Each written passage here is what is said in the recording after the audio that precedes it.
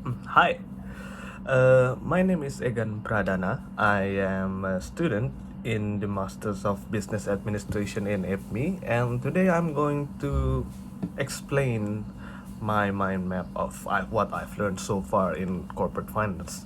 So, uh, let's begin from one of the beginning uh, parts of the beginning in this study. So, the first thing that I learned back then was the principal agent problem. So, uh, principal agent problem is what happens when there's a conflict between management and shareholders, in which the management is the agent while the shareholders is the principal, hence the principal agent problem.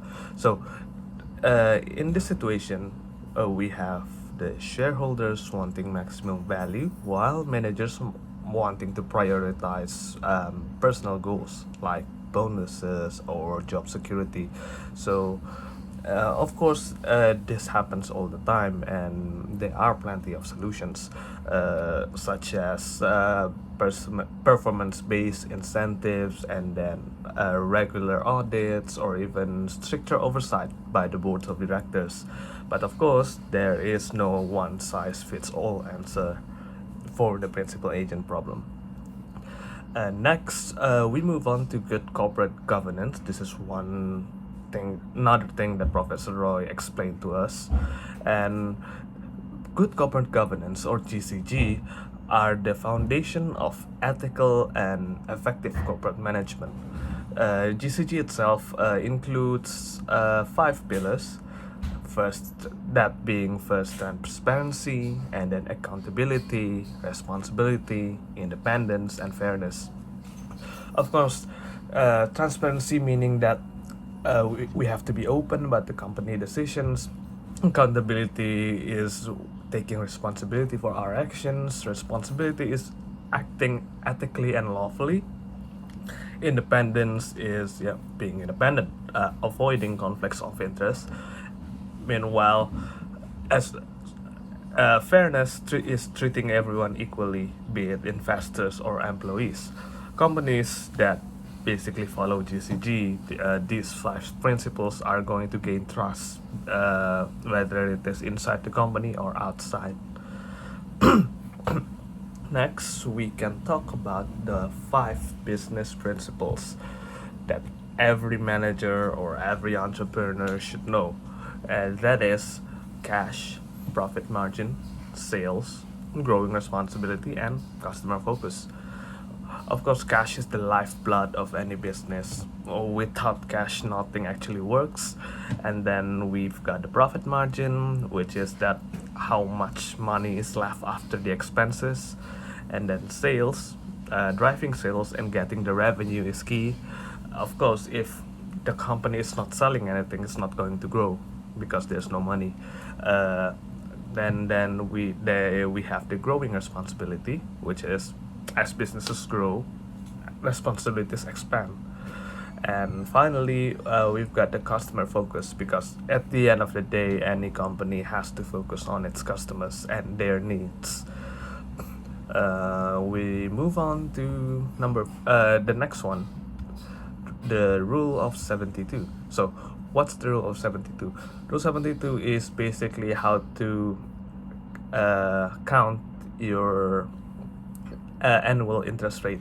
So, how it works is we divide 72 by our expected annual interest rate, and the answer from that is roughly the number of years it will take for the money to double.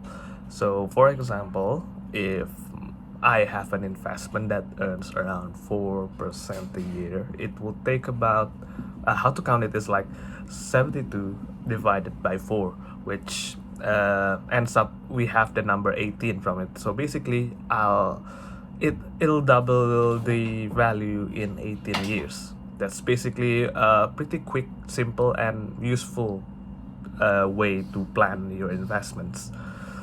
Okay, next we move on to the futures market versus the stock market. So, what's the difference between the two? The difference is that in a stock market, we buy shares of companies, becoming a part owner of the company as such.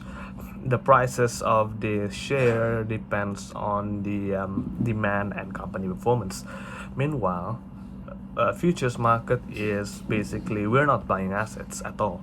So instead, we are speculating on the future prices of commodities or financial instruments. That's basically what futures market is. Both of them have their risks, of course, but the futures market is seen as higher risk because there's due to leverage of it. Okay, then we let's talk about why companies need to pay dividends, and also we have to talk about taxes while we're talking about it. So why do companies pay dividends even when they don't have to? One of the reasons to companies do that is to avoid higher taxes imposed on majority shareholders. So by paying dividends, the company shifts profits directly to shareholders who are taxed at a lower personal rate rather than majority shareholders. Yeah. Basically, this strategy is going to benefit both the company and its shareholders in the long run. And then we talk about the efficient market hypothesis, which is the EMH, and the perfect market condition. The efficient market hypothesis, or EMH, states that all available information is already reflected in stock prices, making it impossible to consistently outperform a market. So basically, it's a hypothetical situation. It doesn't actually happen in the real world. So basically, in a perfect market, all participants have equal access to information. There are no transaction costs, and buyers and sellers are rational. But that's not how it works in reality, right? Anomalies and opportunities exist because people aren't always rational, and there are bound to be surprises in the market. Yeah. And then finally, we can talk about the index funds and dollar cost averaging. So the dollar cost averaging method is a strategy that involves investing a fixed amount at regular intervals, no matter the market conditions. So basically, let's say you want to put your money in a certain stock, and you just keep buying it at fixed amount over, let's say, just a month.